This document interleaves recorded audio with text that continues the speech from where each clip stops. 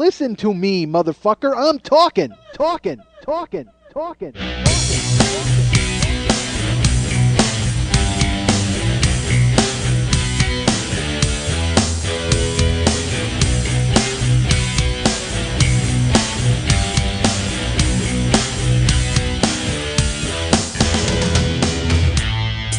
I say horrible things sometimes because I think they're funny. My podcast is a verbal mosh pit because it's just me pinwheeling around. You don't know where the fuck I'm going to wind up, and I generally have no idea when it's going to end or start. I'm responsible for this whole goddamn thing. I want a little respect from you people. Hey, what's happening? Mike Schmidt, 40-Year-Old Boy Podcast. I have been sitting here trying to figure out what the hell we're going to talk about. Because here's the thing. I did this show already in my bed, and I was home this morning, and I was, I had to go to bed super early because I had to get. All right, folks, here's what happened. As we all know, I live in Graveyardville, and I'm upside down. So I was up all night, and then I got home around 6:30, and I was up till 7:30, futzing around doing some internet stuff that I had to do, and then I had an appointment to visit a lawyer today in the afternoon because I am suing Lily for non-support. No, I had to go to the lawyer for the incident that I cannot talk about, and.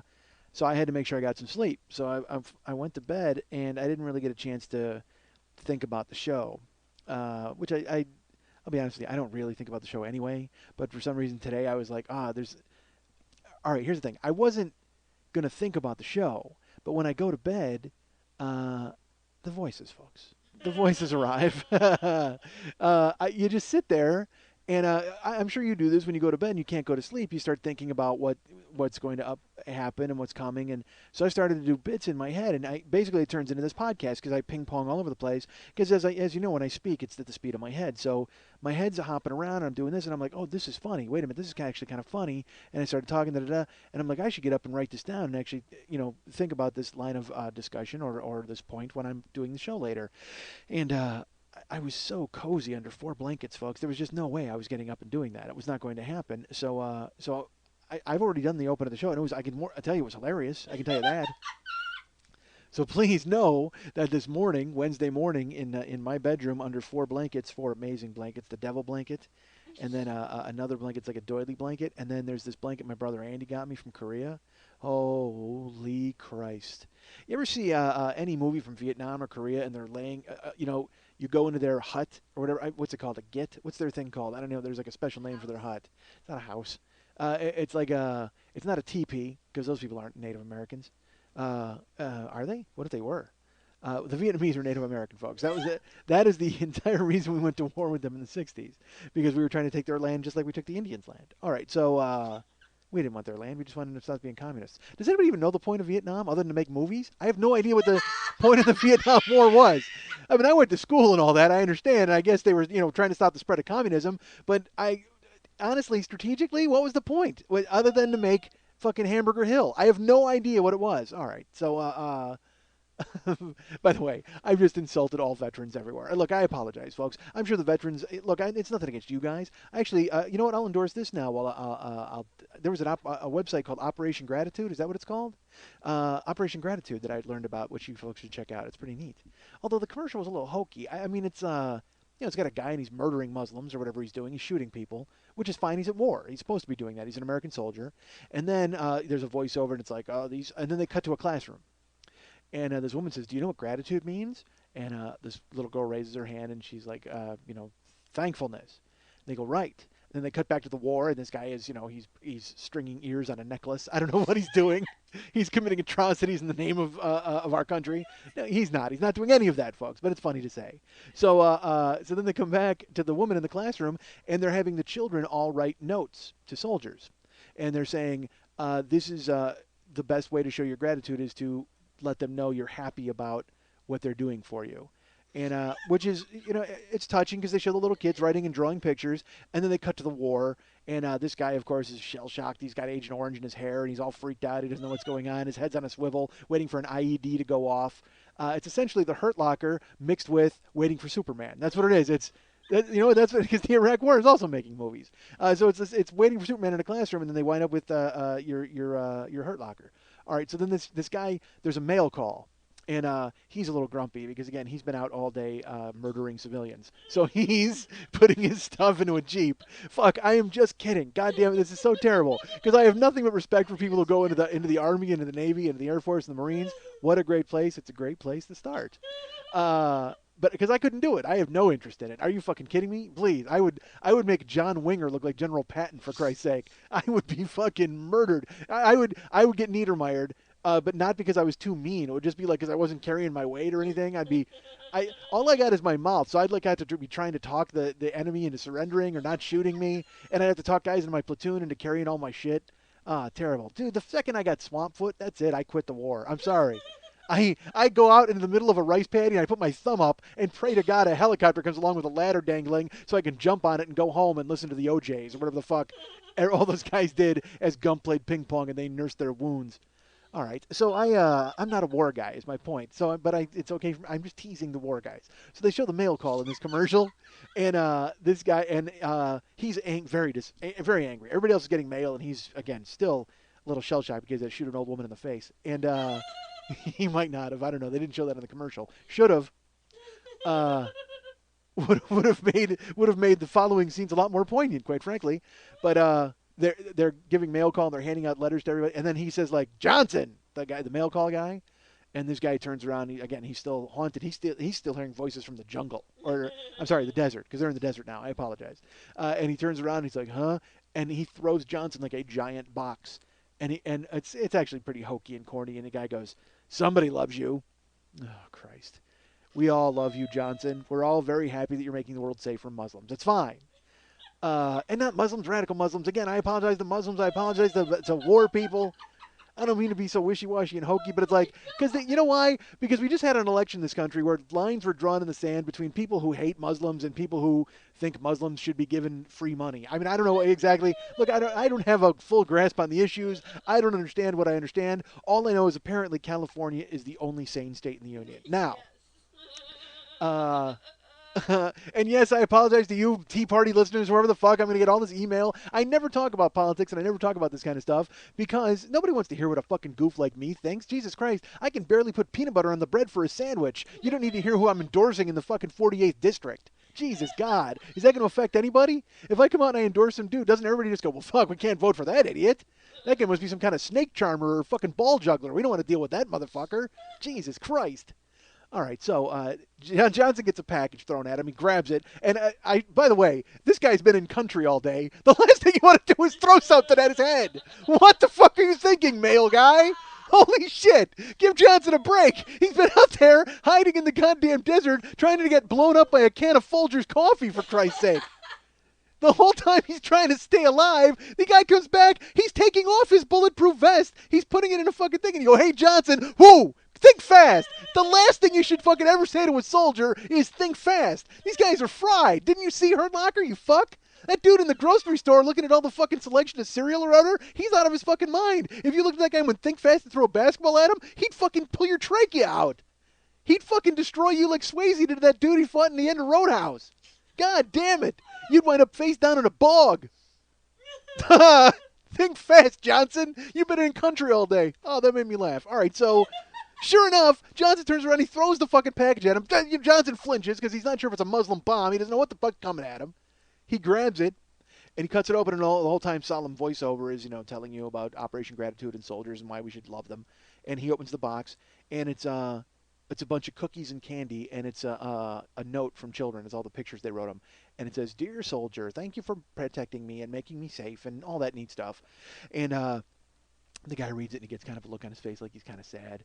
And then his entire platoon comes over and starts eating the candy and the cookies. Like they just jam their hands in and start stealing all of his stuff. But it's not really all of his stuff. It's for everybody because, again, if it would have been for Johnson, then the poor kid who drew the picture could have been bothered to put "Dear Lieutenant Johnson" instead of "Dear Soldier." But the bottom line is OperationGratitude.com. So I immediately saw it and I go, I got to do that. I got to send them some stuff. I got to send them some cool stuff. Although I can't draw. What do you want me to draw something? Jesus Christ! What am I going to write Johnson? I actually thought about sending them just like a gig, like a hard drive of music. Like, I wonder if they could use that over there somehow. Like, I was trying to think of things that would be different that an adult could give them. Because, if I send him a fucking box of tiger eyes and a picture of an Easter egg, he's going to be like, you're 43 fucking years old. You couldn't send me a Wii magazine, you fuck? I mean, these guys want porn, right? Shouldn't they want some porn? I'll cleverly disguise it as a drawing of an Easter egg. You'll crack it open. Hello. How we doing there? Check out her Easter bunny. All right. So whatever. Go to OperationGratitude.com and take care of these guys because I plan on doing it. I would have done it by now except I saw it last night. So I'm sorry, folks. As I mentioned, all this morning was spent doing this show in the bed as I got prepared to see a fucking lawyer and have a fight with him. But I can't talk about it. Stop fucking asking. Folks, we had elections in this country, as we've mentioned, and I got to say I am severely disappointed with the United States. Not with California so much. I think, although I will tell you this, I am very disappointed in California, and here's why, folks. I don't know if you know this. There was a referendum. There was an amendment, proposition, whatever the fuck they called it. I don't know, but it was on the ballot, and it was Prop 19 to legalize marijuana in California. And what it would be is then the government would be in charge of it, and they would be able to tax it and not really, but yeah. Kind of something like that. I don't fuck. All I know is it was you'd be able to sell.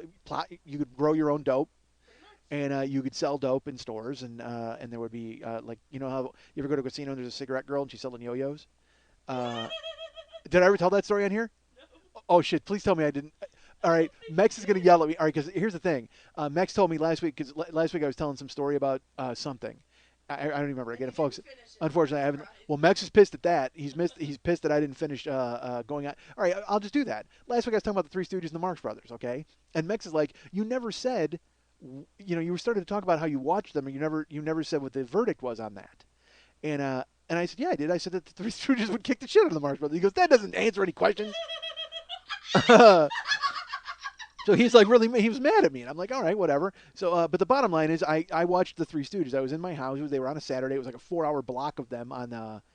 And let's put it this way, I did not watch the entire 4-hour block because that just seems excessive, quite frankly. That seems like a 90-minute podcast. That's too much for anybody, isn't it? We have fallen. We have plummeted out of the iTunes Top 200, and the only thing I think of is its length of show. That's the only thing I blame it on that. I don't blame it on me or content. It has nothing to do with me being hilarious or non-hilarious or people hating me. No, it's the fact that the show is super long. I'm stupid. All right, so we gotta buckle down and bring in some shows under the around an hour. That's a convenient time for you folks, right? Although I say that, and like I said, all the time people write me and they're like, dude, I wish you would do a show every day that was an hour and a half. Well, first of all, I'd be dead. Literally at the end of the week, I would look like the old woman from The Shining. I would just be like fucking this crazy husk, like sucked out of any life force. All right, so not gonna lie to you folks, I thought old lady from The Shining would get a laugh. It might have by you guys. But again, I have one person in the audience. So anyway, the bottom line, Three Stooges, I watched them, and you know what? They're fucking hilarious. They're still hilarious. They made me laugh. I watched a show. It was like Curly made, and again, I told Mex, I go, you can't watch them literally. As a child, you watch them, and they were just lunatics hitting each other with crowbars, and you're like, hilarious. But then when you get older, you actually pay attention to the plot a little bit, and you're like, the Three Stooges all got a job at a pharmacy. Like, how the fuck did they all get a job at the same pharmacy? I go to a pharmacy, they might have 2 people working, maybe. And I'm sure they didn't come in together as friends and brothers and apply and get the goddamn job. That never happened. But sure enough, Curly, Moe, and Larry, first of all, right, look, we're going to do this, goddammit. If you're watching the Three Stooges, those guys can't go 5 seconds without punching each other in the face. How did they make it through the interview? How the hell did the Three Stooges make it through the interview to get that job? God damn it. Again, see, folks, you think literally, and it makes these shows funnier on an entirely different fucking level. Because you see the Three Stooges all working together in a pharmacy. And again, a pharmacy. What? You have to have a degree of some sort to work in a pharmacy, don't you? I mean, Jesus Christ, if that didn't eliminate them, I'm sure hitting each other with goddamn scrub brushes would put them right out. You got to think they yelled next at some point during that interview, right? The second fucking Curly barked in his brother's face, they didn't give him the job. They got to think that guy's a fucking OxyContin ad, right? He just wants to get in there and get his hands on the sweet meth ingredients. That's the only reason that dude is there. He's fucking barking dudes and spinning around on the goddamn floor. You can't hire that idiot, let alone his brothers. And how did that work? Did they go into did any fucking sane place go, you know what? This guy seems like the brains of the outfit despite the ridiculous haircut. We'll hire him. And did he say, I'm sorry, you have to give both of my brothers jobs or I am not taking this position? Oh, God damn it. So see, it's much funnier on that level. So I watched The Three Stooges, and the episode that I watched was, of course, the three of them still live together with their mom. And Curly is an inventor. And he's invented a gold finding machine, and what it is it's literally got a dial on it, and you set it for gold, and you shoot an arrow into the air, and it's supposed to make the arrow go where there's gold. And then they wind up in the fucking in the scrub brush in the prairie, and they shoot. Of course, they shoot the gold arrow. And come on, it doesn't work, folks. We know it doesn't work. But he shoots it into the air, and it shoots a prospector in the ass, of course. And the prospector's angry, and they pull a gun on the Stooges and make them run away. And then the Stooges then fire another arrow, and it goes into an old abandoned mine shaft. And then they find it, and they dive in, and there's money in there. I'm just like, dude, And it was funny the whole fucking time. It was funny the entire goddamn time. Like I said, on all the levels. The fact that they would take a cab to the desert. I mean, just like stupid levels. But then when you just looked at it for sheer, raw fucking hilarity, Curly jams his head through a fucking wall, and they're trying to get him out, and they put a crowbar in his nose, and they're spinning him around, and he's making that face. Dude, Curly's a genius. All right. So there, I'm actually happy I finished it.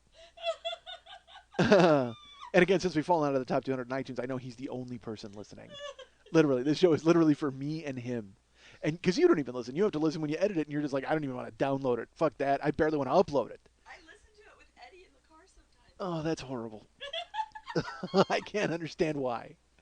All right, so there was something, but how did I get into the Stooges? Because you never finished any stories. Right, but there was a story I was about to finish that, because Meg, all right, here's what it was. Mex told me last week, not only that about the Stooges, but he said there was something that I had already talked about.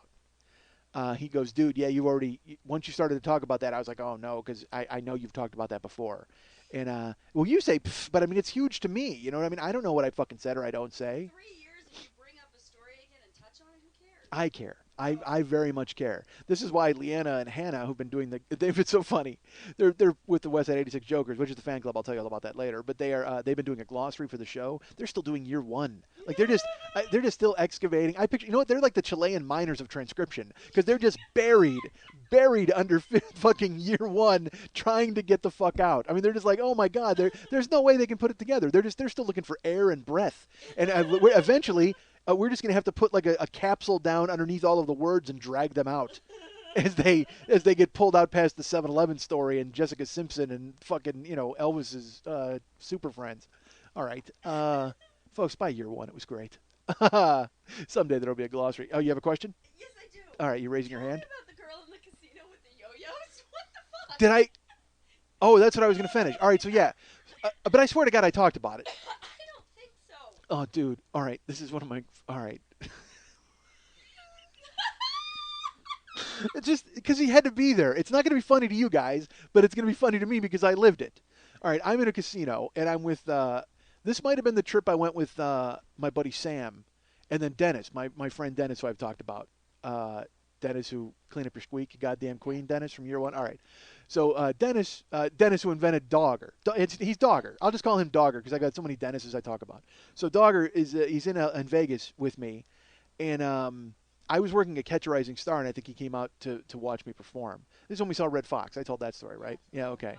So later that trip, I swear to God, I told the story. And again, it's not going to be funny to you guys. So let me just go ahead and take any build up or varnish away from it. This is not going to be funny or humorous to any of you, but to me, it was fucking hysterical.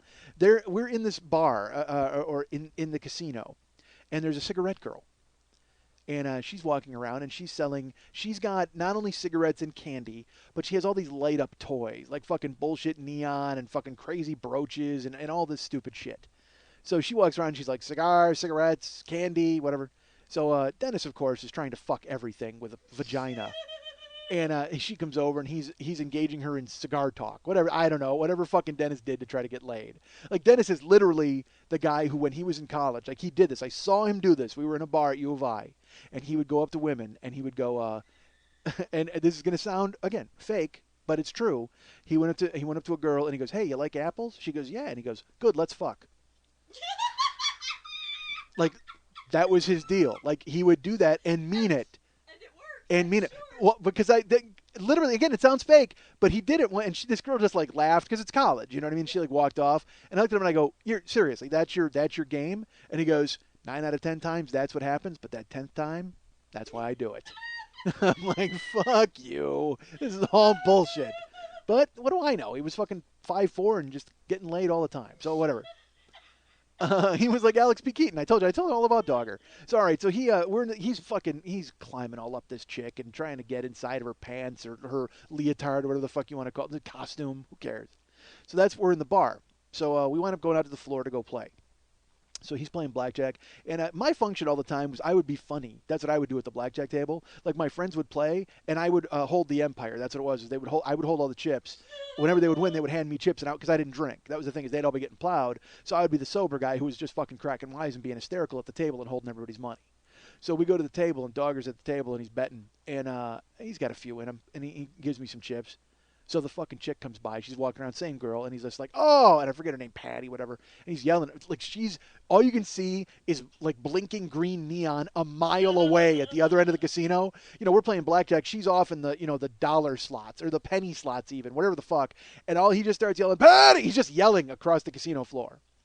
So she's walking, she's making her rounds, but then she sees him, and she actually thought he was charming. So she smiles and comes over. Because, again, most of the time you've got, like, 85-year-old Armenian guys pawing on you. I mean, you don't want that. So she's like, this guy, that Dogger was young and a decent-looking guy. He had Justin Bieber hair before Bieber was cool. So he was able to pull that out. He had, like, feathered hair. It was like, it wasn't in front, but it was, like, crazy feathered. Looked good on him. So he starts, like, macking on her again, and he's playing, and he throws her a $5 chip. He's all, because he's fucking crazy money. And he looks in the thing, and he goes, what do you got in there? And he starts digging around the box, and she's got cigars, cigarettes, and then she's got toys, like, the light-up bullshit. And she got a yo-yo in the package. And he's like, oh, my God, a yo-yo. And he goes, how much for the yo-yo? I go, dude, do not buy that fucking yo-yo. And she's like, well, because he had just tipped her $5. She goes, you can have the yo-yo. And he's like, what? And she goes, yeah, it's okay. And he goes, no, come on, how much for the yo-yo? And she's like, I think it was like $6. And again, casino, everything's jacked up. So he gives her $10. He throws her $10 on the fucking tray, and he takes the yo-yo. And it's in plastic. It's like encased in plastic. He starts biting it, like, to try to open it. You can't open that fucking thing. And I go, why are you even opening the yo-yo? Play cards. What are you doing? And he goes, dude, I can do tricks. I go, let's get that fucking thing open. Like, I mean, that's all I need to hear. I'm completely on board. It's like, I'm like, dude, why are you getting a fucking yo-yo? Dude, I can do the tricks. Let's open it. So I go, you play, I'll open it. So I go walking around. I'm looking for, like, a zip knife, an X-Acto knife, or a fucking, anything, a box cutter. Which is still, I'm in a casino. What the fuck am I doing? So I go to the bar and I go, hey, do you got like a knife or, for cutting limes or something? Can I open the plastic on this? And he goes, yeah. He winds up cutting open the plastic. And so I go back where Dennis is. And now there's a crowd at the table. I should tell you that because another thing is, Dennis, when Dennis would, like, play craps, he would start yelling, like, and he would get people all excited and really get the table revved up. And we would all do it. Like, whenever we were all playing, we've gone in before and taken over a blackjack table and been fucking, you all do it. You do it with your friends when you go to Vegas. I mean, if you're young, you want to go and have fun, and you're not just going to be quiet and stodgily play cards. And you're going to be hated by the people who are quiet and want to stodgily play cards. There's no doubt about that. But there's, at this time it was booming, so there was enough young people. So there's, a whole bunch of people around Dennis, and I think he's playing $50 a hand at the time at a $5 table. He's like, ooh. And so I come over with the fucking yo-yo package ripped open, and he's like, oh, dude, give me the yo-yo. So he takes the yo-yo. And he goes, I can do tricks. I go, you can't do any tricks. And he goes, I can do tricks. And I go, what, like what? And he goes, dude, I can do the around the world. And I go, seriously? He goes, yeah, I can do it. Watch this. And he takes the yo-yo and he puts it on his hand, and it's not glowing. It's not doing the thing it's supposed to do. And he's looking for a switch to try to make it glow. And he's like, well, how did you turn it on? What's it say in the package? And I don't have the package anymore because I fucking left it at the bar. So I go, well, it's at the bar. And he's like, well, does it need a battery? What the fuck? What's wrong with it? And he shakes it, and when he shook it up, it started to glow and light up. So it's like, oh, dude, awesome. So he goes, all right, everybody, stand back. And he stands up, and he's got a crowd, and everybody's with him, and he's like, oh, this is gonna be awesome, crazy tricks. And there's a bunch of there's people who hate us at other tables and stuff like that. But he puts the yo-yo on his hand, and he goes to fucking, and he's like, all right, dude, around the world, watch this. And he does like 1 down and up, 2 down and up. And he's like, see? And he kind of rocks it back and forth. He goes, yeah, to go around the world, you got to go all the way around. And I go, well, do that one where you can make the triangle. He goes, no, I got to do around the world, because I think it's the only one that he knew. So he goes, 3, and he goes, all right, now watch this. He goes, 1, he goes, count it off, 1, 2, and he goes to spin the fucking yo-yo. He goes like 1, 2, and he goes boom, and he goes around the world, and it fucking spins around, and it fucking shatters into 1,000 pieces, and it showers everybody with fucking yo-yo debris. I mean, it didn't hit the table, it didn't hit the wall, it just was this shoddily made piece of shit that you're not supposed to do goddamn tricks with. It's glowing green. He does 1, 2, whoom, and he goes to spin it, and it was like ding, ding, you hear it come apart. He's got a handful of string, and the fucking yo-yo it looked like the Challenger explosion. I mean, it just came apart. The O-ring gave out, and the entire fucking thing came apart over everybody playing at the fucking other tables. And they hated him anyway, but now he just showered them with plastic shards of yo-yo debris. Fucking glowing and fucking shiny, and you don't know what's in that fucking stuff. It's just literally filled with glowing cancer. That's what it's filled with. That might as well be just asbestos and fucking barium enema liquid. But he fucking just eats 1, 2, swing, and just ting, ting, ting. It just comes apart, and it's a yo-yo and a string, but when it comes apart, there's 1,000 pieces of it. It's like gears and all. Literally look like I'm waiting for Nancy Reagan to look up and kind of shield her eyes and make a weird face. It was that fucking crazy. Oh, dude. And fucking sure enough, he's just got a string hanging from his hands, and people screamed like this, like weird, like, ah, like a roller coaster scream, because everybody's like, yeah, 1, 2, and he swings it, fucking comes apart, and shatters over the fucking countryside, just like, an aerial bomb, and fucking plastic and gears and shit all over pit bosses and people. Oh, man, it looked like the goddamn Hindenburg. Like, I almost wanted to just go, oh, people are running, oh, the humanity, oh, the fucking devastation of the yo-yo attack of 1991. Awesome, dude. And it was I'm just standing there for it, because then there's that beat where it just fucking plastic over everybody, people just ducking and getting hit in the eye with gears, and all of us we fucking fall out like the Cosby Kids. Blah! Just fucking fall down laughing. He's got the string in his hand. We're fucking cracking up. And believe me, if they didn't hate us before, holy shit. You know what makes you really hate somebody? Fucking yo-yo in the eye. That'll make you hate somebody twice. You're listening to The 40-Year-Old Boy on the Mike Schmidt Podcasting Network. And later, Pap Smear Jamboree. Pathetic meatbag! I am Yeep, herald to Thorgar, soldier from the inner circle of the 7th level of hell. He is known throughout the afterlife as the bringer of woe, the soul feaster, and he walks the surface world in need of your services, barber. Serve or die! Haircut or shave? Not another sound, pig! Thorgar, what dost thou require? Thorgar demands that his skull be shorn to the bone in order to cast dread throughout the inferno he rules so cruelly. You will need to use your hellfire shears, as your pathetic mortal tools are useless on one such as Thorgar. I've got scissors. Silence, insect! Thorgar has reached his breaking point. We leave this place, but know that your callous insubordination will be forever a black mark on your heart.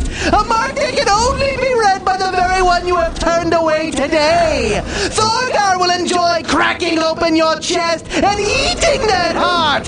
Rest assured, there will only be a prelude, as you are now doomed to swim in the lake of fire and ash as your eyes bleed in perpetuity. Remember this day! Okay.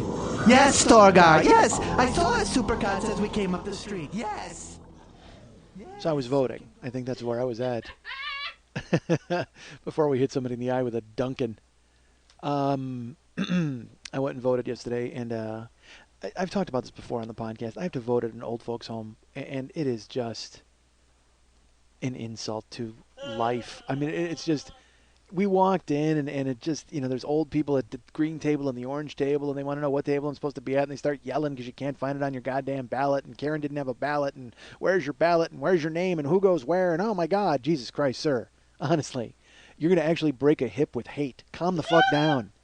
I mean, there's no reason for you to be that upset with us. Although I will be honest, I think I know why he was so upset because this was an old folks home, and I think they may be burying their dead in the kitchen. Holy, this place! There was this horrible smell. It smelled, and I said it to Karen. We left. I go. Why? Is there any reason why the old folks home smells like a vagina filled with cat food? Is there any reason why it smelled like that? It was the most disgusting, vile, like crazy body smell, but also like you know what cat food smells? I mean, it had traces of like bathroom floor with just like kennel. Oh, dude. Because again, let's face it, what is an old folks home but a people kennel? I mean, let's be honest with ourselves.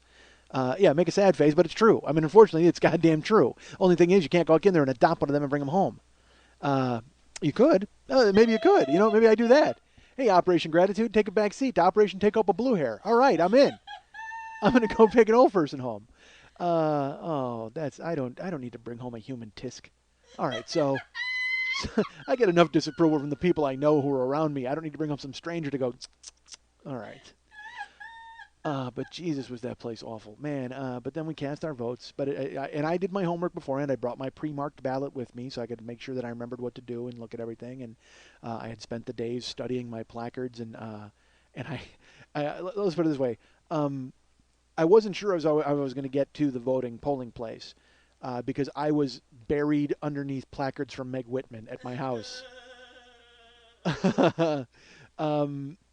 I mean, I don't know, because what did she spend? $150 million to lose a job? Good for you. I mean, that's fantastic. Let me tell you something. If you spend $150 million of your own money, and you, in a year of Republican revolution and Democratic upheaval, and every other Democrat across the fucking the United States gets their ass beat, and it's getting beaten by lunatics. Can we be honest with that?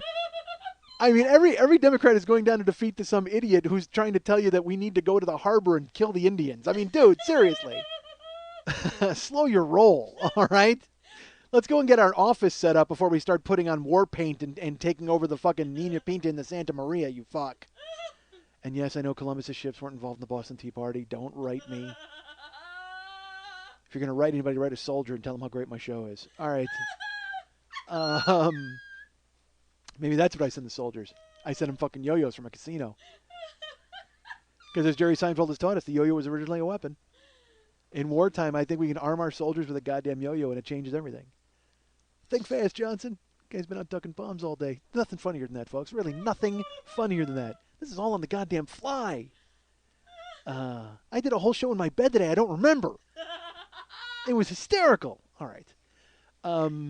So what was I talking about? So we're voting, and but if you spend $150 million in a year of like, you know, Democrats getting their asses beat by anybody who comes along and has a pulse, and you still can't win the office, and not only that, you lose to a psychopath. Did you see Jerry Brown's speech last night? Look, I voted for the guy, and I'm excited because, again, folks, if you know anything about me, you know that I love chaos. Just the very fact that we're going to bring this guy in, and it's so funny. First of all, by the way, let's all decide this right now. Fuck Brian Williams from NBC. Can we all say fuck Brian Williams? Fuck Brian Williams! And his smug bullshit. You know, look, I understand you're funny because he's funny on 30 Rock. When he makes guest appearances and stuff like that, he's funny on talk shows. Dude, don't bring your funny to the goddamn news as the country falls apart before our very fucking eyes. And I don't say that as a judgment on who was voted in and who wasn't voted in. This country's falling apart, period. All right? I don't give a fuck who's running it, who got voted in, who's got voted out. It doesn't fucking matter. This whole thing is, the paint is peeling, folks, all right? We need to get somebody in here to fucking fix the joint up.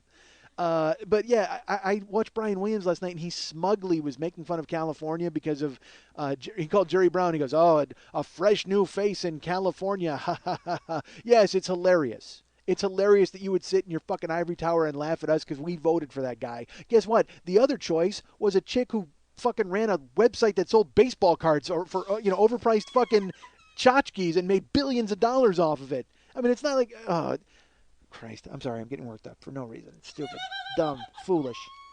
Because I don't care. I really don't care, folks. I'm being completely honest with you. Lily and I, we talked politics when I got here for like an hour, and she's sad, and her heart's broken for the direction of the country, and she's disappointed in the way things turned out, and I laugh. I think the entire thing is just a fucking crack up. I'm pissed. You know what? I will tell you, I'm pissed because the real lunatics didn't win. I mean, like a lot of lunatics got in. If we're going to fuck this up, let's fuck this up. How the fuck does Christine O'Donnell not get in? God damn it, put her in. Anti-masturbation pro-witch? How do you not vote for that chick? Just to see what the fuck will happen. That pisses me off. How do you not vote for her? Because your Rand Pauls, they've already been touched by the Republican Party. Rand Paul has already been, believe me, Tea Partiers, he's already been sucked into the Mitch McConnell machine, and he's going to go ahead and do whatever he's told by those people because they gave him the money and they brought him in, and he, believe me, everybody's bought and paid for. So why wouldn't you mix it up with some goddamn Halloween costumes? Why wouldn't you? That idiot in fucking who wore a Nazi uniform he's a Nazi war reenactor. He loses. Why? Why does he lose? Sweep him in with the rest of them. God damn it, sneak him in. Those people, it's funny, like literally, it was a month or of an election of sweeping change, and all those people are marching in the front door. Why couldn't you let Christine O'Donnell and the Nazi reenactor and fucking Carl Palladino just tag in at the end of the line at the end, and they're like the last three in the door? Because, it's like in the movies, when like some guy goes to the movies and he brings 8 kids, and 3 kids want to sneak in, so they just go, oh, we're with him, and they walk onto the plane or into a fucking theater from the old. Why couldn't Palladino, O'Donnell, and fucking Nazi sneak in? It would be great. Why wouldn't you vote for those guys? God damn it. If you're going to fuck it up, why not fuck it up all the way? Why not have a racist governor who sends bestiality movies to people through the email? Why wouldn't you have that? You already had a fucking smarmy dickhead who banged hookers and followed that up with a half a blind guy who also had an affair. What harm are you going to do by having bestiality Jones in the goddamn office? Spitzer fucked call girls. The blind guy fucked, he doesn't know what because he's blind. This other guy, he's got videos of fucking horses banging chicks and he's sending it out to his friends. He's half a racist. He's talking to fucking Hasidic Jews and he's saying that, gays shouldn't multiply. Well, who cares? Put him in. I don't give a fuck what he said. He's crazy. Put him in. If you're going to vote this way, and this is all we do. You know what? All we do in this country is vote for the guy who's not them. That's it. Nobody supports anybody. Nobody believes in anything. Everybody's like, oh, well, he's not that guy, so I'll vote for him. That's it. That's the entire basis of elections in this country is, oh, they're not that guy. So if you're going to vote for the guy who isn't that guy, why not vote for the guy who isn't any of us? Why not? Anti-masturbation, pro-witch, Nazi, bestiality fans. Get them in there. Give them a crack at changing this fucking thing. It couldn't be any worse. Let's do it. This entire fucking thing is falling apart. I feel like Morrison. Literally, I just want to get my kicks before the whole shithouse goes up in flames. God damn it. Somebody give me a lamb and let me put my finger through my zipper and get me arrested. Fuck yeah. I'm going to go make out with a high priestess witch and get some guy to mace me. Yeah, let's do it. We're turning this country on its goddamn ear. I'm disappointed. I'm disappointed that the real crazies didn't get in. A lot of shitty people got in, but fucking let's put all the crazy people in. Jerry Brown's nuts. He's fucking nuts. He's like a 75-year-old man, and last night he gave his speech, and he looked like an evangelical preacher walking around. And here's my favorite part of the speech. He's walking, and he's going, look, and one thing we need to recognize in California, we're going to have tough times. Could be a year, could be 2, maybe longer. But what we need to, and I'm like, wait a second, hold on. That wasn't in your stump speech, Jerry. I don't recall a lot of, hey, we're going to have 3 years of tough times. Whoa, hold on. But anybody who thinks that we weren't going to have tough times is crazy. So it's good and refreshing to see a fucking nutbag with, a fucking flowing head of white hair come out there and tell you things are going to suck for the next 3 years. That's what I'm talking about. Cast a vote for that guy. Let the heavens open up and the fucking acid rain pour down in this entire fucking area. I hope there's an earthquake and California breaks off into the sea and we just go, because everybody, like the rest of the country is always like, oh yeah, the land of fruits, nuts, and flakes and all that bullshit. And it's going to be, you know what? Good. That's fine. You guys let your Nazi reenactors and your fucking anti-masturbation witches go ahead and run your country, and we'll float gently out to sea with our crazy evangelical preacher. As he tells us all it's going to suck, he doesn't lie to us and go, hey, look, we're going to change stuff. No, nobody's changing shit. Nobody's changing anything.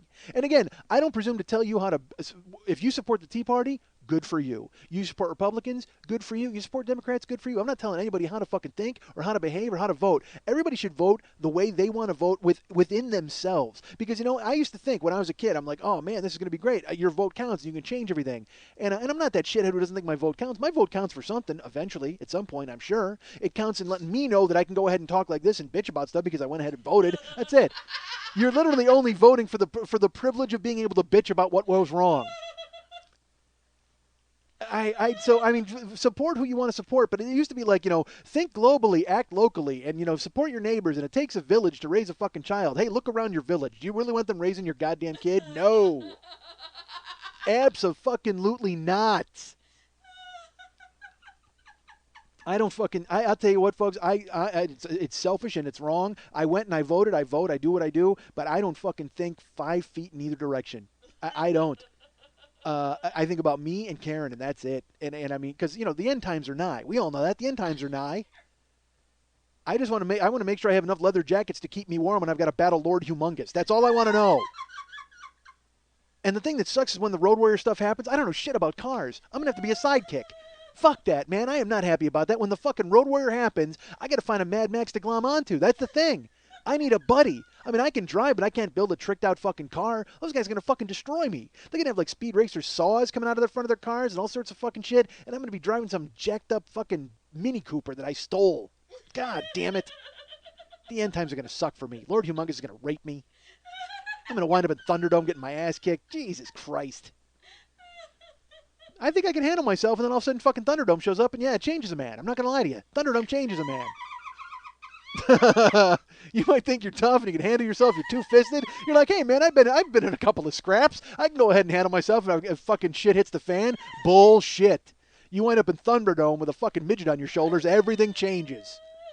Thunderdome changes a man, goddammit, and it's coming. Don't think that it's not. Everything's ending. Everything is fucking ending, folks. Oh my god. I should be on the side of the road with a sign. Honestly, this is fucking terrible. Look, folks, I'm sorry. I apologize. I'm an optimist. Things are going to be fine. Here's the thing that drives me crazy. I voted yesterday. Again, I love chaos, so I voted for the pot. I voted for 19. I'm like, yeah, let's do it. Because I might start growing it. Fuck, I need money. Let's do this. Karen and I both, we were so excited to see marijuana get legalized. We don't even smoke. Karen smoked like in high school 1,000,000 years ago, and she hasn't since. And I've smoked 3 times in my life. And I mean, but I don't care. I thought it would be fucking awesome. Just because I wanted to see, like, once they started making marijuana available at stores, would they package it up in like Quentin Tarantino invented red apples for his movies, red apple cigarettes. I wanted to see like the cute pot names they would come up with, like fucking one hitters and all that kind of shit. That'd be awesome. And like, would you sell apples and then sell apple bongs? You know what I mean? In the same fucking joint, like. I think why not? That's what I'm looking for. I'm looking for a pot society, baby. And let's put it this way: for years, all I've heard from you 420 motherfuckers is, "Oh, it's coming. Oh, I can't wait till we can legalize it, man. Legalize it." The fucking Black Crows have made a career about playing on hilltops and telling people to legalize fucking pot. Literally, between the Black Crows and Cypress Hill, I can't believe that they couldn't mobilize enough people to pass this fucking thing yesterday. I am so pissed off that I don't ever want to hear you guys say legalize it again, ever in 1,000,000 fucking years, because you had your chance. You had your fucking chance in California. Berkeley alone should have passed the motherfucker. What is wrong with you people up there? Are you fucking patchouli mongers, fucking knitting blankets on street corners? What the fuck is wrong with you? Get out and vote. Put down your hacky sack and pull a lever, for Christ's sake. But it doesn't pass. It doesn't pass. So I guess, unfortunately, now I will just have to be able to go into every third storefront and buy marijuana like I have been for the past 3 years. That's why it didn't pass out here, folks. Because literally, there are more fucking pot dispensaries than 7-Elevens in this goddamn city, county, state. I mean, it's crazy. I think literally California's second largest growing, first largest growing is the pot dispensary. Second largest growing would be the neon green pot leaf sign selling industry. Certainly the creation of said signs and possibly the selling of them as well, because everywhere you go, it just says Kush. And yes, potheads, I might be saying it wrong. Kush. I don't know how you fucking say it. Is it Kush? Oh, you know they're pothead? All right, interesting. Fuck you. You're supposed to give me acid 9 years ago. All right, so yeah. I'm afraid it will really damage you. It's not going to damage me. Come on. Dude, I'll do it and I'll do a show on it. If you give me acid, I'll do a show on acid. How crazy would that be? Just stop telling people I would be the one getting it. Listen to me, folks. It's Prop 21. Lily supplies acid to Mike. Let's all vote for that. Can we do that, folks? Let's get me some acid and see what it does to me. Just give me, you know what? Just lock me in a room with a fucking microphone, acid, and a yo-yo. Do it. Let's do this. Fuck. Although I wasn't. It was Dogger with the yo-yo, not me. I fucking just yelled, no. People get plastic all over them. All right. God, that was funny. Gears stuck in their heads. Ah. All right. That didn't happen. It would have been even better if it was a devastating, like, killing machine. All right. Yo-yo filled with razor blades. Again, send it to Operation Gratitude. By the way, I should mention that this segment of Yo-Yos Filled with Razor Blades is brought to you by Riley from Dublin. It was good for Riley to get involved all the way from Ireland. Riley from Dublin. And you know what? I'll also say Alan. Alan went ahead and sponsored this segment as well. So Riley from Dublin and Alan from wherever Alan's from. I didn't want to take everybody's fucking name and address. How rude would that be? I should say all their names. Here's their phone number. I don't know their phone number. It's very important to me to get everybody's phone number when they go ahead and sponsor the show. The hell was I talking about? I don't even know. Pot. Dope. There you go. Grass. Mary Jane. Weed. I'm Joe Friday. Yeah, I mean, because I don't understand why people didn't vote for it to be legal. I guess, look, I understand Sticks in the Mud all voted they didn't want it to be legal because they all think that their kids are going to fucking smoke it and play a piano real fast. That's fine. I understand that. But real fucking stoners, man, how do you not get off your ass and go vote? God damn it, I don't understand it. All right.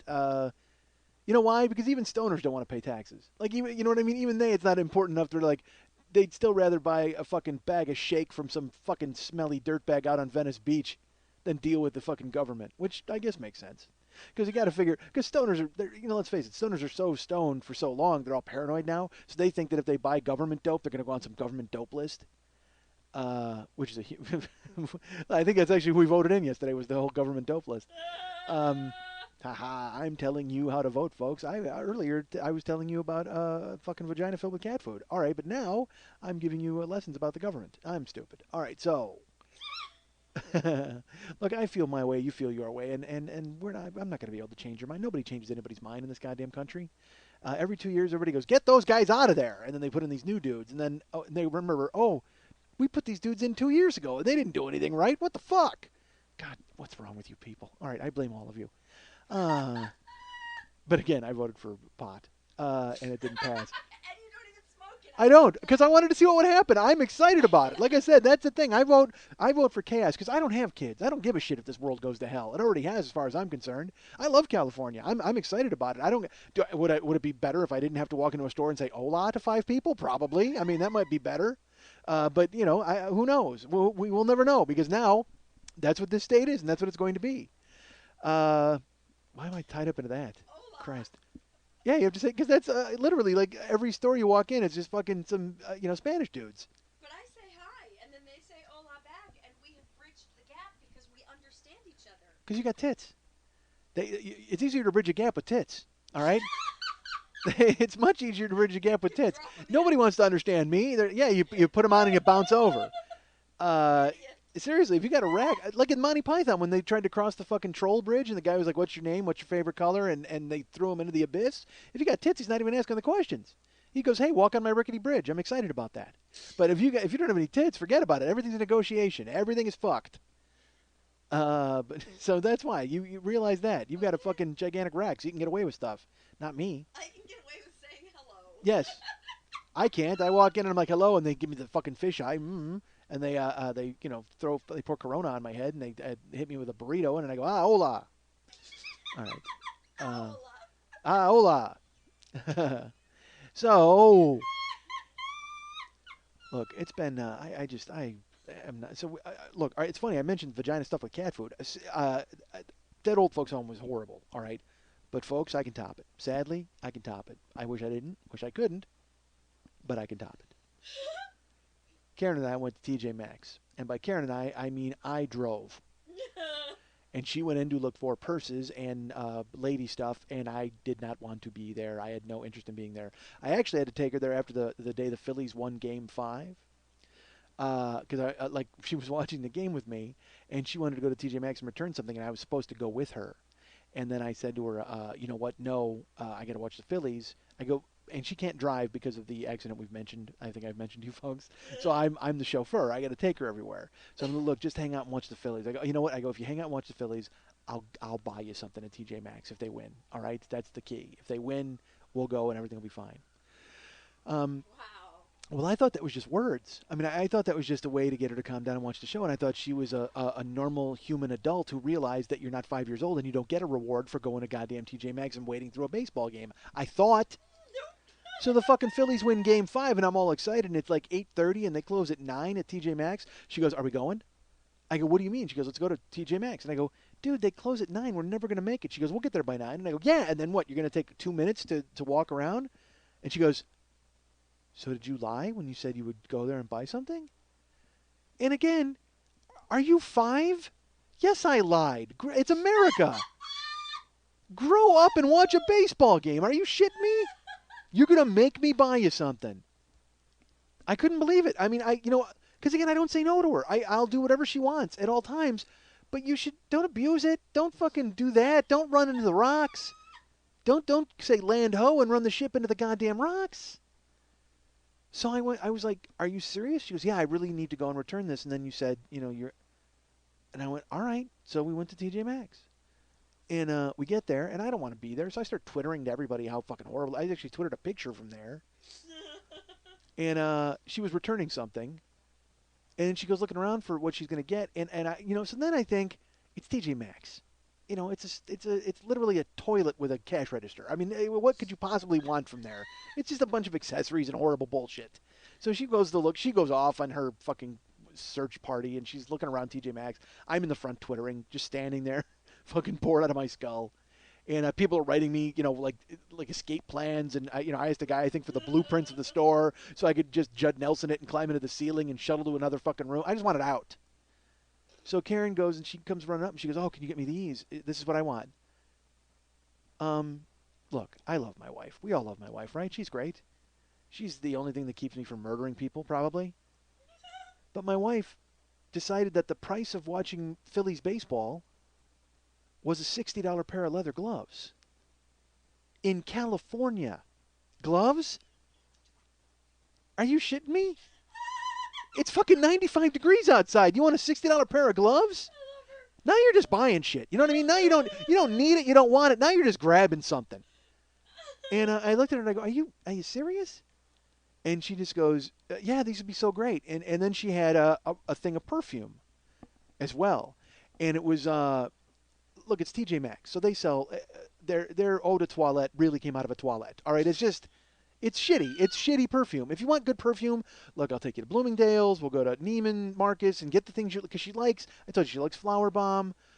She likes Chanel, which I hate. I mean, there are things that she likes. So if you want a fancy perfume, you'll get it eventually around Christmas or something. Well, just hang tight.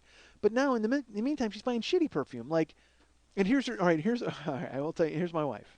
Okay, it's $60 leather gloves and then the fucking bad fragrance. And she goes, oh my God, smell it. And she sprays it on her hand. And I'm sensitive to smell guy, all right, which will come into play a little later. But I'm sensitive. I smell something from a mile away. I don't know if because she smoked forever, she needs it in her mouth to smell it. But I mean, I desperately can't. Oh, easy. You haven't showered or something? Is that the problem? All right. You're wearing a tank top. I would have told you if there was a problem. But so she sprays this like 3 sprays on her arm and then jams it into my face. And I'm like, I don't want to fucking, I mean, I can smell it. Literally, I can just smell that. Looking at the box, I know what it smells like. But it smells like sugar cookies and citrus. Like it's stripper scent is what it is. That's what strippers wear. Because because Karen has been to the strip club with me and actually asked the strippers, like, oh my God, what perfume is that? And we had to go find it at the Hustler store. So sure enough, this stuff smells like, again, it smells like sugar cookies and lemon bars. I mean, it just smells like it's a heart-on in a jar. That's all it is. It's meant to get the man right in the cerebral cortex where it's like, Jesus, I want to eat something and then fuck it. I mean, it's that kind of a scent. So it's a very animalistic, gut punch of a scent. And I know it, but I mean, the thing is, dude, so it makes me smell it, and I'm like, it does smell good. I mean, it smells fuckable, absolutely. I like it. And she says, oh my God, she goes, this is what I want. And I go, well, which one? And she goes, well, I want both. And I go, pick one. And we're in line now. You're awful. Why am I awful? She shouldn't even getting one. All right? So she's got her thing that she's going to return, and then she's got these 2 things, and she's like, oh, and I go, nah, dude, no, you can't pick one. And she keeps going, no, but it smells like really good, and I want the glove, and I go, pick one. So we're progressing up the line. I'm not talking. And she's looking at other things. She's looking at these calendars and memo pads, and she's asking me if, blah, blah, blah. And then she's still holding them both. And we're inching closer, and I go, pick one. And she's just like, well, no, what if I bought one, and then you bought one for me? I go, pick one. You're here to get one thing, right? Pick one. And she's just so, and then she became a 5-year-old. She got sad, made a sad face. She's like, She's like looking at him. And then they call us. Register 4. Walk up to register 4. And if you're going to pick one of those, which one are you going to pick? I don't know. Okay. So we go to the counter, and she still has them in her hand, and one last plead, one last, as Lecter said, one last wheedle before. And she gives me the look, the like little, and I said, pick one. And the cash register person goes, I'll be right back, because they had to go to the other, like there was a price check, whatever the fuck. She had to go into the back and grab something off the shelf. And Karen looked at me and she goes, get them both, and then I'll wear the perfume and the gloves while I give you a hand job.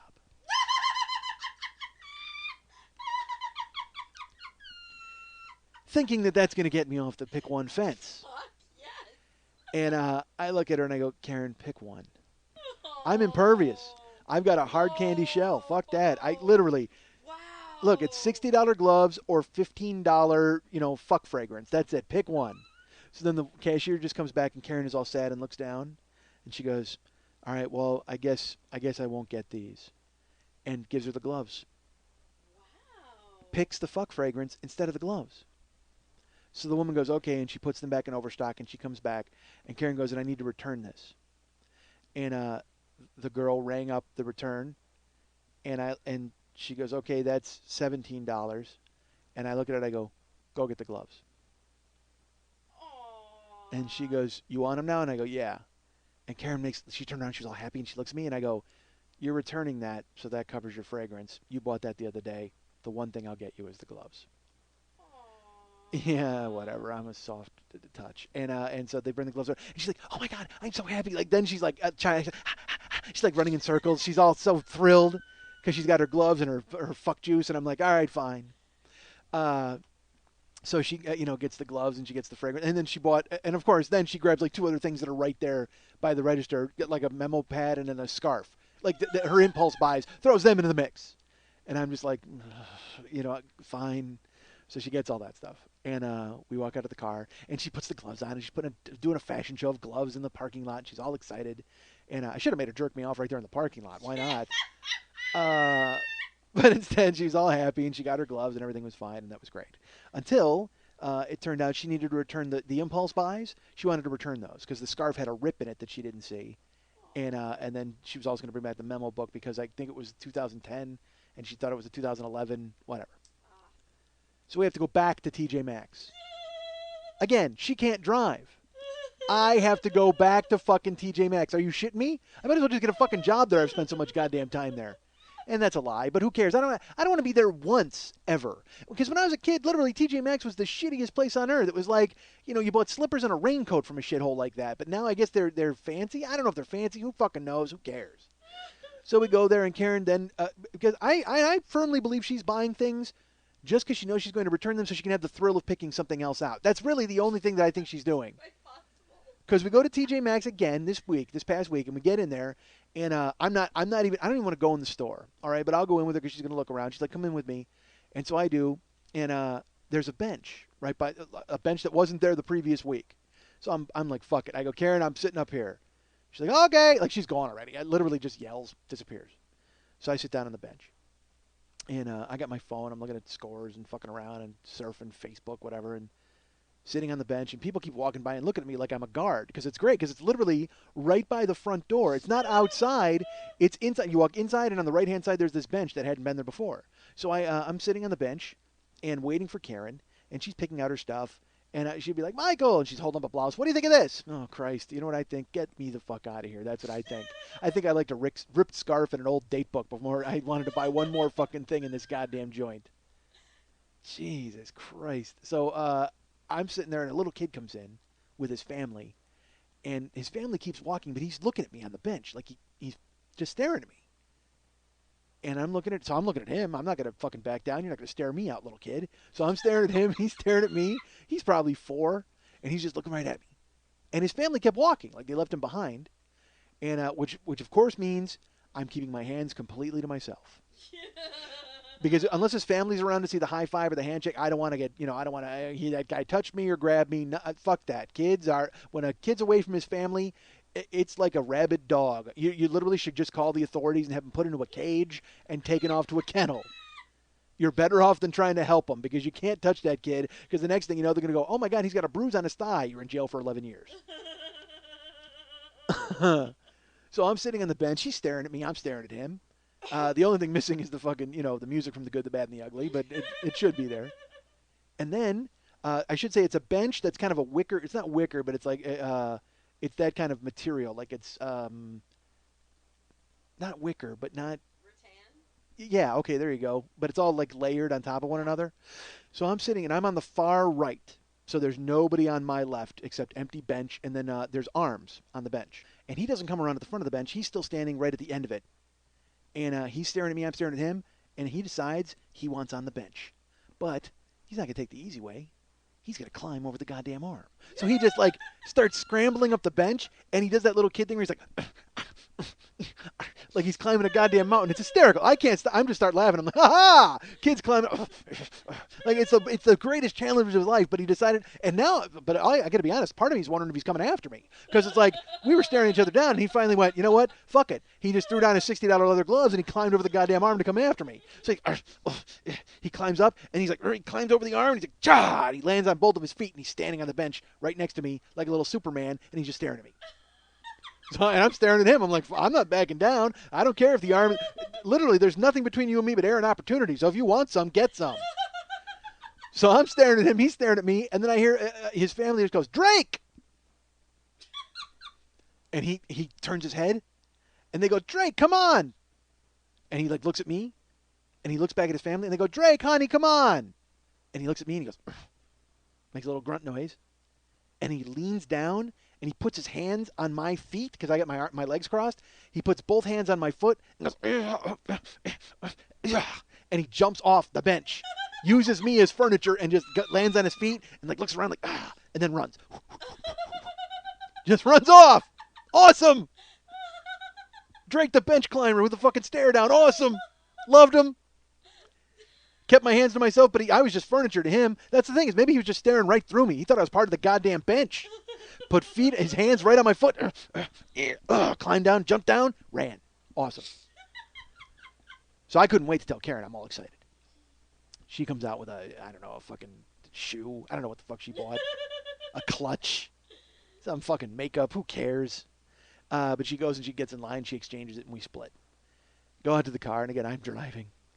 And I get in the car, and we drive out of the parking lot. It's like there's like a huge, you know where this is. It's over by the Wendy's, and it's a gigantic plaza. So there's a million fucking stores. So it's filled with like traffic and fumes, and we're driving, and Karen goes, "Man, what's that smell?" And I smell it too. It kind of smells like tar, but almost more rancid. Like I don't know what it is. And I go, "Oh, I don't know." You know when it gets hot? Because I'll tell you what, it got re-hot here. All right, it looked like fall was here. It was like 70 degrees. Well, now it was 95 the past 3 days. So you get that spit smell from a parking lot when it just smells like spit, like cooked tar smells like spit. So that's what it smelled like to me. But it had a funkier afternote to it. I don't know. It was fucking. But I couldn't tell. I couldn't smell anything really. But so we drive home, and I go, I don't know. I think it's just the parking lot. So we drive home, and I had to go back out because I was going to a taping of a podcast, the David Feldman podcast. If you know David, I was going to go check out his taping. So I go home and I drop Karen off, and I sit down and get my stuff ready to take off. I bail. I leave the house. I open my car door, and my car reeks. It's you know what? It was like somebody punched me in the face with a shit-covered glove. I mean, it was just the most. It was this horrible stench. When I opened my car, it was like, you remember in Seinfeld when the valet guy, remember he stunk up his car or whatever, and he couldn't get rid of the smell to the point where he had to get rid of the car? I had that moment of fear in the pit of my stomach when I opened the car because it smelled like something had died in my car. It was the most. It smelled like somebody shit in an armpit. All right, it was like that. I mean, Jesus Christ, dude. I cannot. I open the door and I get in and I go to drive and I realize it's still in the car, like it's just this permeating smell. I thought it was just a passing smell or maybe in the parking lot, but it is definitely in my car now. So then I think I stepped in something. All right, I can't figure out what it is, but so I'm like looking at my shoes. I back up in my parking garage, but I put it in park and I look around on the floor to see if there's anything in there, and I look at my shoes. There's nothing there, and because it smelled like people were ass fucking at the stockyards. I mean, holy God. it smelled like orphans crying. I mean, it was like that, and not like chopping onions crying. I'm talking like because they realized they were orphans and the fucking horrible future that they have ahead of them crying. Those kind of sad and bitter tears. That's what it smelled like in my fucking car. And I'm like, well, fuck, I was still going to go out because I had to go to this, I wanted to go to this podcast and I've been putting it off forever. I was supposed to go like fucking last 2 months. So I just rolled all the windows down and I opened the sunroof and I fucking drove hoping to outrace the smell, hoping to outrace the goddamn stench. And so I was down at the Fake Gallery and I get down in Hollywood and I've pondered leaving my windows open in my car.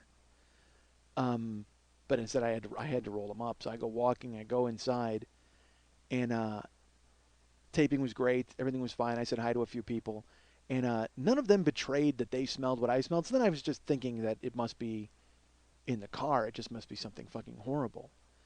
And I must have stepped in something. Maybe it's gone. Maybe I'm the only person who notices this. But then I stayed till the end of the taping, and then I split. I go back to my car. I open it up, and sure enough, it smells like baked shit. I mean, it just smells like my car. It smelled like what every house on Hoarders must smell like. You know what I mean? Just that horrible. It did. It smelled like yearbooks from days gone by. You know what I mean? Like that fucking just piles of empty cans. And I mean, it just smelled like hate. And I get in the car and I'm driving and I just want to get home now because I can't even figure out what the fuck. I get home, I get out of the car, close the door, and I go in the house wondering how I'm going to fix the car smell when I realize that the smell is traveling with me. Car's all closed up. But as I take steps, I realize that this stench is hanging on me like a goddamn friend on my shoulder. So I realize it's me. It's my shirt that's like I pull my shirt up over my head. My shirt smells like I'd been buffing scrotums for like 4 hours. I mean, it's just that kind of horrible like ball smell. Oh, Jesus Christ. I can't even it smells like a ball sack filled with garlic. I mean, it's like that kind of nasty, musty fucking smell. Oh, dude. I mean, it smelled like German porn. All right. I mean, that was that kind of a violation of the senses. It smelled like uncut cock. All right. Do you know what I'm talking about? Just like, I mean, that's, which is not that I know, folks, by the way, not that I would have any idea, but what I would imagine that it would be like. Because I'm going to be honest, every time I see a porno where a girl's got to work a cock in a smoking jacket, oh, man, I sit there and she's, they're all making those pleading eyes. Look, we've all seen blowjobs and the girls make the sexy blowjob eyes. But whenever I see a girl working a fucking anteater, I'm just like, oh, my God, she's always got that. Those women look like, that always makes me think of like, 8mm or those women being held against their will and having to have sex. Look, I understand all of you fine folks in Europe. You've decided to keep that part of your body. Good for you. Wonderful. I didn't have a choice. I woke up without it. Nobody asked me if I wanted it or not. But I have to be honest, if I was going to choose, I've never been a guy to wear a coat. So that's just me. I always like to have bare arms, and so I'm excited about the way I've turned out. And folks, if you like the way you've turned out, that's fantastic. If you think that your cock needs to have its own carrying case, good for you. So, what the fuck was I talking about? All right, horrible. I'm alienating everybody, soldiers and the Europeans. Europeans. I can't even talk. But it was just horrible. It was this nasty fucking reek. And it was my shirt. And I actually kind of started walking fast to get in the house. Like, I didn't know what the fuck it was. And I went in the house. Karen was already in bed. But I went right in the bedroom and I started to get undressed. And I took the shirt off. And as I took it off, my head, this wafting breeze of just like the seventh circle of hell went right by my nose. I'm like, oh, no. And I went to take my jeans off. And I picked up my jeans. And sure enough, my jeans, too, they fucking just reeked. I felt like Cher in Silkwood. Like I took the belt off and I wrapped my clothes up and I powered them as deep as I could into the clothes basket and I covered them with clothes. Because what am I going to do? Bury them in the yard? I mean, I almost wanted to burn them at that fucking point. I didn't know what the fuck it was. Huh? You contaminated all of the clothes. No, I buried it all the way underneath and I put it on top. And I put it on top of a towel to make sure it didn't touch the basket, so the basket wouldn't have stink later. Like I wrapped it in a shitty towel, like a towel that we stand on, and I buried it all underneath the clothes. Yeah, no, I'm not fucking crazy. But and then I like had underwear on too, and I just took that off And I didn't give that a sniff because I'm just going to assume it was, in play. I don't know. But this smell was strong enough that I might have even peeled my own fucking skin off, quite frankly. And then part of me wonders, like, what Karen thinks if she wakes up in the middle of the night. I come in and I'm like getting undressed quickly. Like I'm freaking out and taking my clothes off really fast. Like she's got to think that something went on, right? Yeah. Luckily, she slept through it because the jet engine fan kept her fucking crashed out. And I took a shower. I went in and I fucking took the hottest. You don't have to talk me into taking a hot shower, folks. But I did. I took a hot shower and I washed my hair like twice just to make sure, just in case it was in my hair. I didn't know what the fuck it was. And I got clean and I threw on some like, I felt like I was in a hospital. I threw on some like nice loose shorts and I'm like, all right, relax. Went out on the internet, did my thing, went to bed. And when I went to bed, Karen was waking up and I told her of the nightmare. I said, remember when we were in the car and you said, what's that smell? She's half asleep, has no idea what the fuck I'm talking about, but I got to share it with her because all night I've been sitting on this.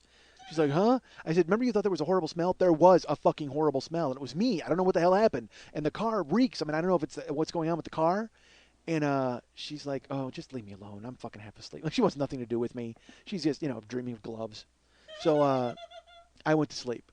And then I woke up and I go, listen, we need to do laundry like immediately, but we've got to go first of all, and I think we got to wash the car because it stinks. And she's like, well, you got to calm down. What's going on? And I explained to her what happened. And I said, I need to know what that smell was. She goes, what are you talking about? It's just, I mean, you probably stepped in something. I go, no, it was like a full body stink. Like I was just wrapped up in just in a fucking stench poltergeist that I need to know where the fuck it came from. And she goes, well, where were you? And I go, no, it wasn't last night. It was fucking TJ Maxx. We got to go back to TJ Maxx. And now I think she knows I'm serious because let's face it, folks, if I want to go back to fucking TJ Maxx, you know something horrible has happened. I mean, I'm absolutely getting to the bottom of something if I want to go back to fucking TJ Maxx. I Twittered my pain from that joint. So, she just makes a face, but the best part of it, she's like, she just knows she gets to go back to TJ Maxx. She's like, yes, let's go. So I go, all right, let's go. Are you ready? She goes, now? I go, I need to find out what's going on. I go, we might have to stop and wash the car first. And she's like, oh, all right, fine. So we go out to the car. I open the door. Car doesn't smell. It was me the entire fucking time. Like, I would just go to the car and I would open the door and I would turn into my own stink thinking it was the car. And I just smelled that it was always there. Because this happened before, folks, in year one. One time I took the bus to school, and I smelled cat piss the entire ride. And I'm like, man, somebody reeks like cat piss. And then I got off the school bus, and I realized, hey, guess what? You smell like cat piss. Because a cat pissed on my flannel shirt. And I refused to go to school. I called my mom from a payphone and waited outside, because the last thing I'm going to be is Cat Piss Jones for the next 4 years. Hey, Tabby. Fuck that. So I'm like, fuck, we got to get this. I got to get to the bottom of this fucking smell. So we go. I open the car. Does not smell. Does not stink. And I'm like, thank God. And I go to TJ Maxx. I'm actually retracing my steps. I'm like fucking Poirot at this point. You know what I mean? Like I'm a French detective. I got a fucking bowler on and a crazy mustache, and I'm following my nose like Toucan Sam. Man, I'm trying to figure the fuck. I want to know what was happening. So we go to TJ Maxx. We walk in, and I go, all right, we got to retrace our steps. And I didn't make any steps, so it was easy for me to retrace mine. All I did was sit down on the goddamn bench at the door. So I turn around to go. I go, well, I'll just sit in the bench, and the bench is gone. I'm like, why the, dude? I'm on a detective mission. You can't just fucking. How do you get rid of the bench? I got to sit in the bench and ponder. I got to think about what's going on. So the bench is gone, and I'm like, well, fuck. Wait a minute.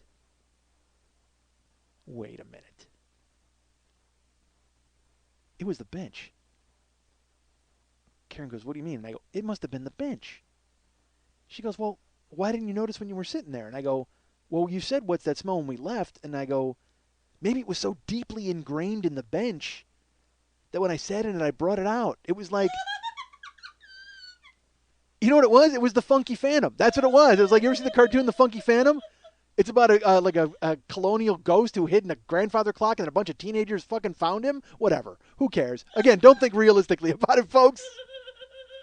But truly, it was a funky phantom who rose out of the bench and possessed my clothes. I mean, that had to be it. It had to be the goddamn bench. So I walk over to the register and I go, hey, we were in here last night and there was a bench by the door. And I don't want to tell the chick that the bench stunk. Like, I want to pretend like I wanted to buy it. So I go, hey, there was a bench when we came in here last night by the door. She goes, oh, yeah, we went ahead and we had to get rid of it. And I said, you sold it? And she says, no, we had to get rid of it. I said, what do you mean you had to get rid of it? She goes, well, it's just, I go, did you discontinue it or something? Because I was thinking about buying it. She goes, no, you can't buy that bench. Like, you could see she was alarmed. And I go, okay, well, why? And she goes, all right, that bench is here. It's in the store. And a homeless guy came in and ruined it. I said, what do you mean he ruined it? I don't know. He just came in, and none of us saw him. We actually smelled him. Behind the counter, and we looked around, and we didn't know what it was, and we looked over, and he was sitting on the bench, and he had taken his shoes off and put his bare feet up on the bench and was rubbing them. And I said, like he was rubbing his feet with his hands? She goes, no, he was rubbing his feet on the pattern, like scratching them on the bench. And I almost wanted to just go, aha! Because Poirot had gotten to the bottom of the fucking stinky bench. But instead I let her unspool her tale of woe further. I said, really? He was rubbing his feet on the bench. She goes, oh. She goes, he had his feet up and he was so dirty and he smelled like we smelled him over here and he's rubbing his feet on the bench and none of us wanted to tell him to get out, like, because we felt bad for him. But I just, we sold that bench. Like, I don't know, we couldn't. And I looked at her and I go, when did this happen? She goes, yesterday. And I said, what time? And she kind of gave me a look like, what the fuck do you care what time? Isn't this story enough? And she goes, well, he came in the afternoon, early in the, I don't know, in the morning or the afternoon, like right around this time. And, we had to chase him out. We actually had to call store security and they made him leave and it turned into a big thing. And I said, because we were here yesterday afternoon, a little later. And I sat on that bench.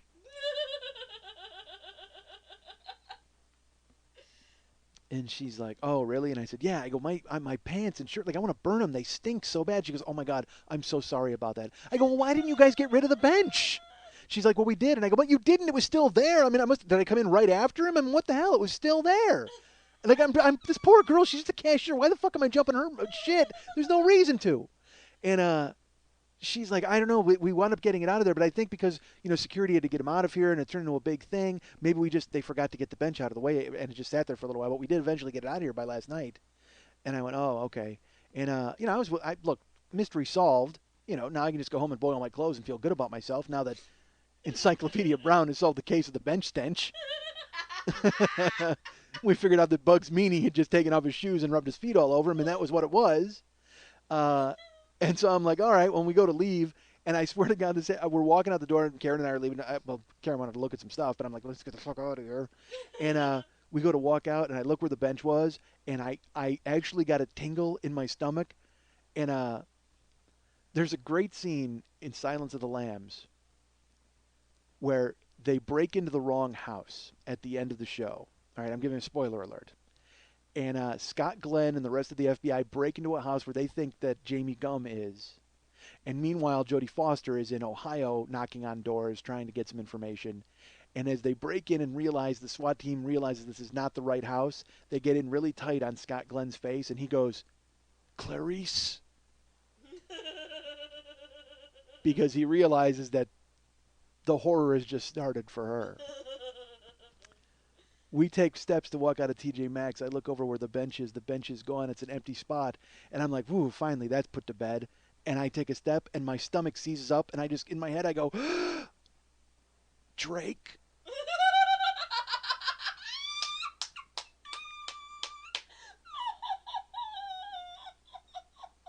That kid climbed to the top of Mount Stink. 4 years old. Untouched by human hands, unspoiled by the earth, by the world, unbittered. He's just a kid. He's just a kid, goddammit! Why does he have to get sucked into this? He climbed up. He reached the summit of Mount Destruction. Mount Doom. He was actually on Mount Doom. Climbed off and ran away, bringing the stink to his family. Oh, my God. All night, I'm sure he got in the car. They were like, Drake, what did you do? What did that man do to you? Poor kid. Didn't deserve it.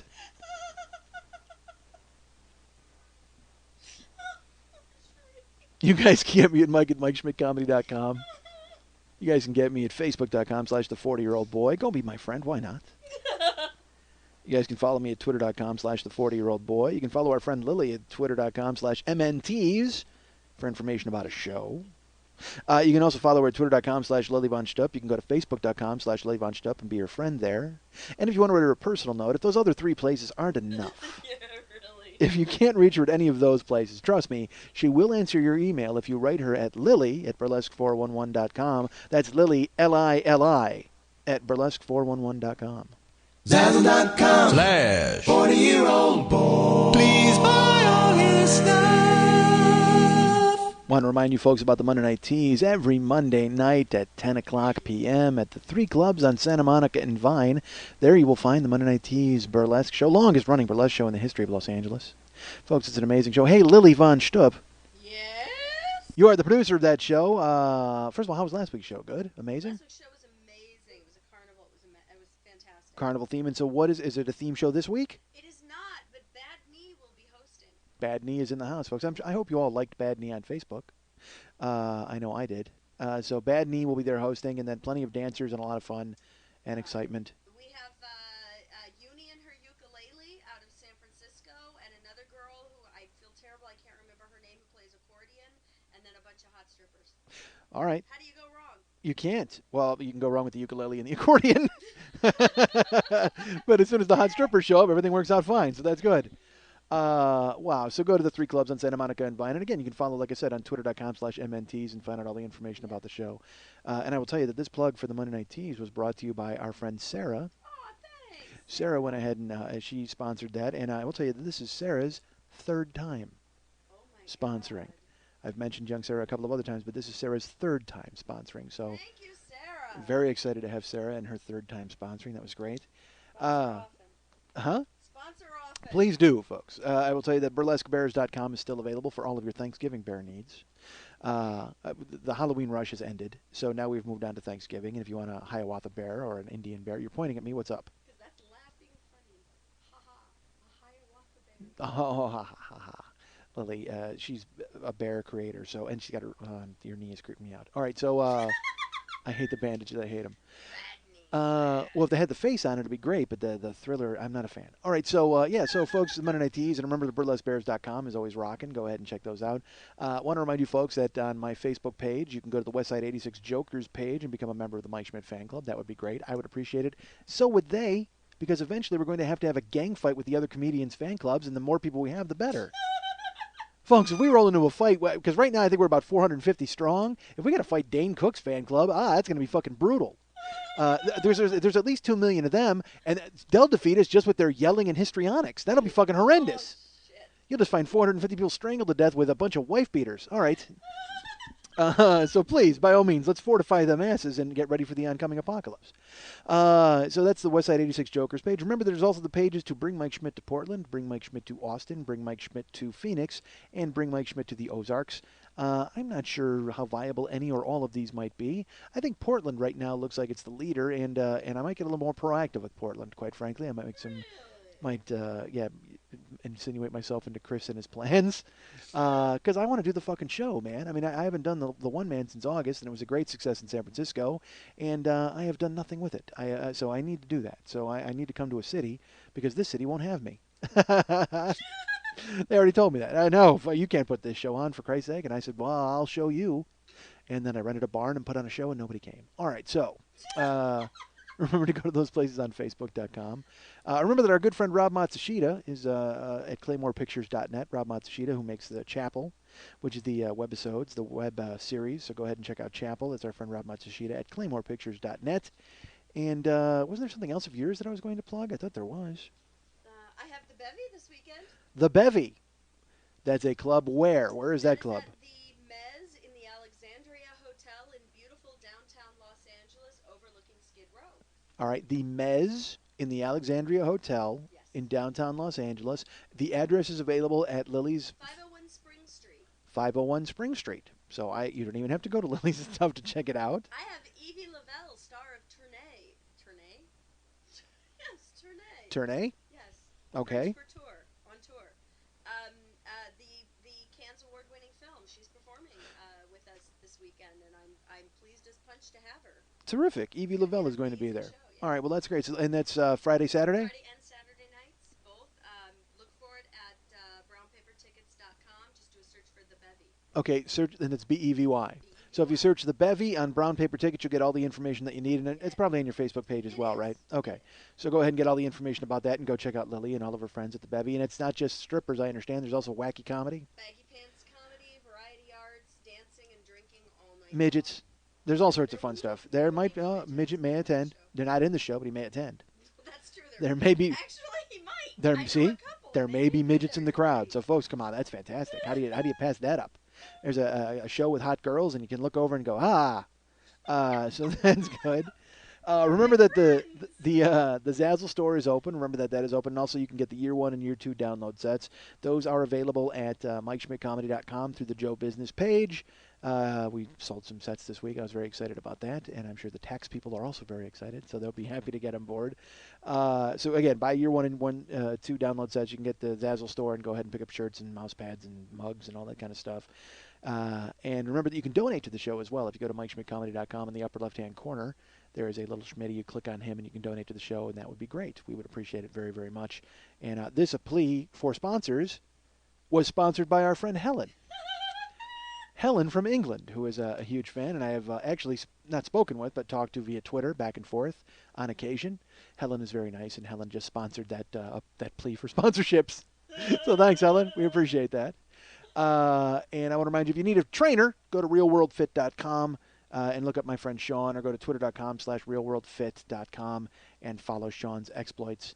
And, oh, wow, Lily's drawing numbers, and they're getting bigger and bigger. I thought the show was going to be over a long time ago, folks, but I'm sorry. I wound up getting into talking about things that I shouldn't be talking about. All right, so what else? No other plug? The Bevy? We're square? Everything's good?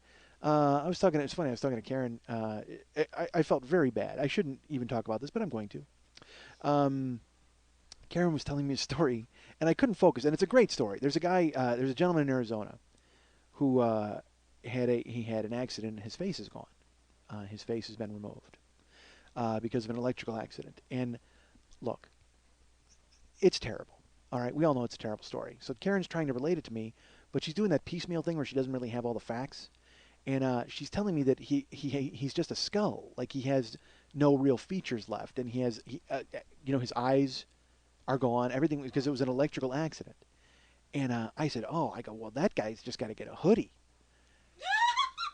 And she's like, what? I go, dude, how fucking awesome would it to be a skull face? Just like crazy, like your teeth are just like me. Because she said they put skin over his eye holes, but she said you could see his whole skull, and it was out loud. And I was like, like a skull mouth with the teeth, like because he has no lips, and she said you can just see right through to his skull jaw. And I'm like, that would be fucking awesome. I'm gonna be terrible because the thing is, in the accident, his vocal cords were, this is the even weirder part, were not harmed at all.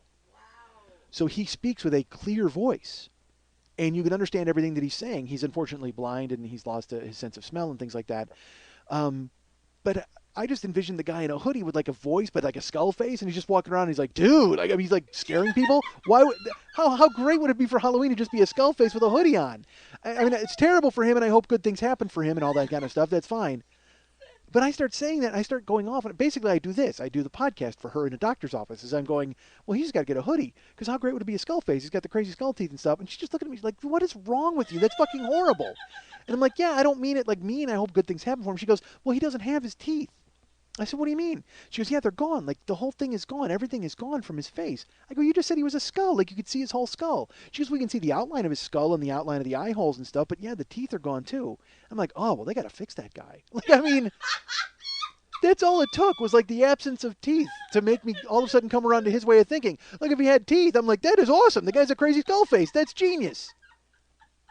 So I said, oh, well, they got to fix that guy. And she's like, yeah, they got to fix that guy. Like, I'm an idiot. And then she goes, so yeah, she's telling me that he's on the face transplant. He's going to get a face transplant. She goes, he's on the list for a face transplant. And that's what I said. So I said to her, I go, hold on a second. I go, how big is that list? I go, honestly, you got to be shitting me. How terrible is that news? If you lose your whole face, your entire face is gone. And they go, well, you know what? We got to throw you on the list. How many fucking people are ahead of you on that list? What are you, 4? You got to be 4, right? You can't be any further down the list than 4. Where is this colony of people who don't have faces all getting on a list?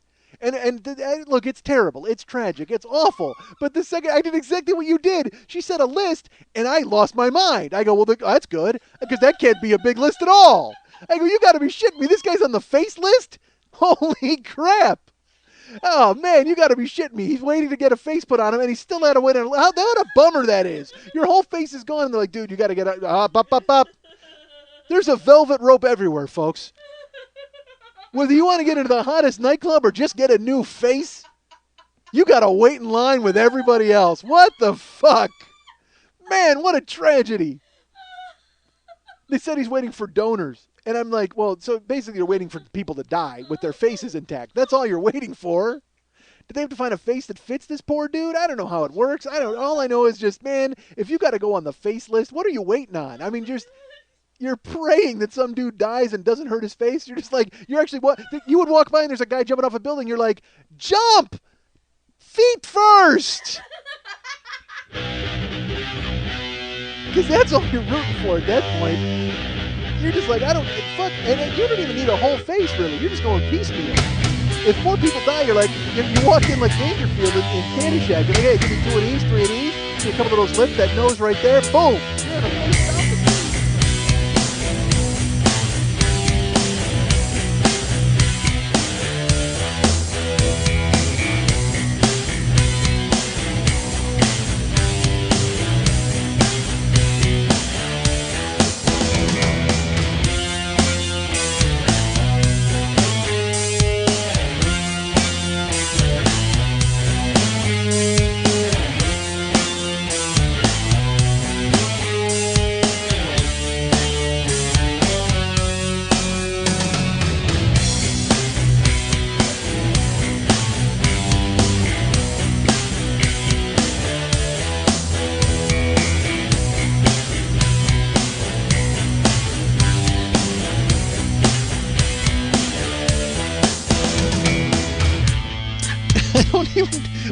Why do I spit out this random bullshit that nobody fucking cares about? I am peddling obscenity.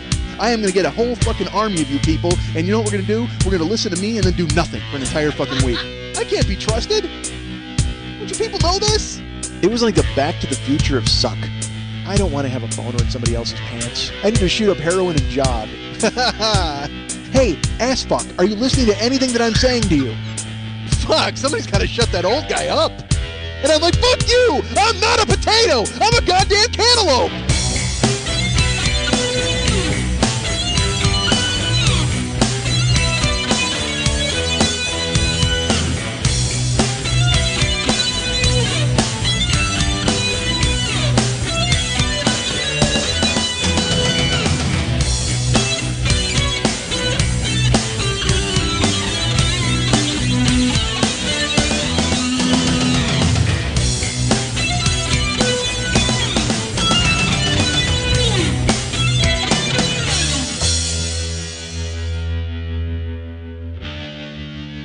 Hi, Mike. Hi, Mike. Hi, Mike. Hi, Mike. Hi, Mike.